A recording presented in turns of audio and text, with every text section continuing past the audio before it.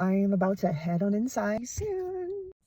This is actually what a lot of people's homes look like. Not the perfect shelves, not the labeled bins. This. This is the part no one really shows. And this is the moment where your brain starts going, I'm behind. I should have this together by now.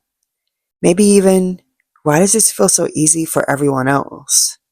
I'm going to stop you right there because it's not. And you're not behind. There's nothing wrong with you.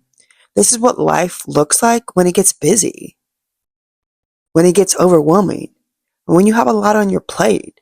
And your home just reflects that. It's not that you can't keep up. It's not that you're doing something wrong. It's just that life doesn't slow down just because you need a minute. So if your space looks like this sometimes, I need you to hear this clearly. You're not behind. You're human. If this felt like you, follow. This is exactly what I help with.